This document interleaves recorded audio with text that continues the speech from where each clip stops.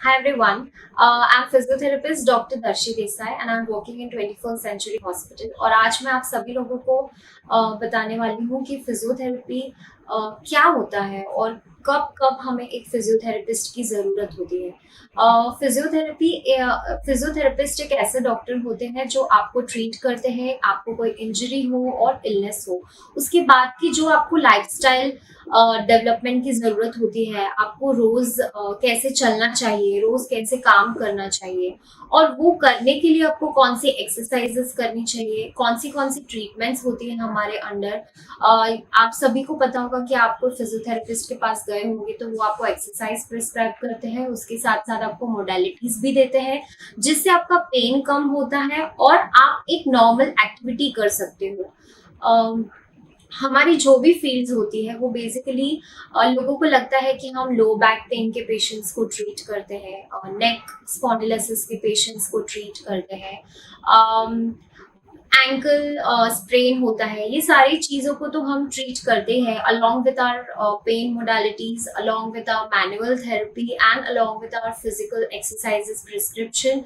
But काफ़ी सारे लोगों को ये नहीं पता होगा कि हमारी जो फील्ड है वो after if you a patient is having a cancer, वो पेशेंट ऑपरेटेड है कैंसर के बाद, अगर आपको फॉर एग्जांपल ब्रेस्ट कैंसर हुआ है कोई पेशेंट को, तो उनके ब्रेस्ट कैंसर के बाद की ऑपरेशन के बाद की रिहैबिलिटेशन में फिजियोथेरेपी बहुत इंपॉर्टेंट रोल प्ले करता है, क्योंकि काफी बार आपका जो शोल्डर होता है वो स्टिफ हो जाता है, आपका अपर बैक जो होता है वो स्टिफ हो जाता है।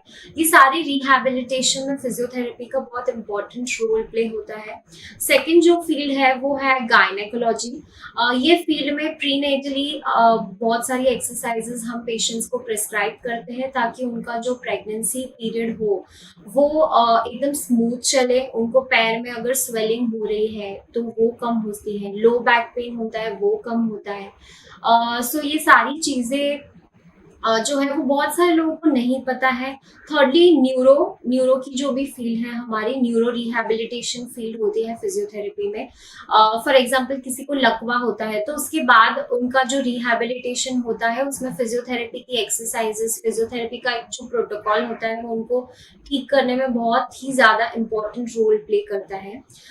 So these are the important fields in which we work, apart from all the conditions that you might have seen on your reels or all the videos on your YouTube।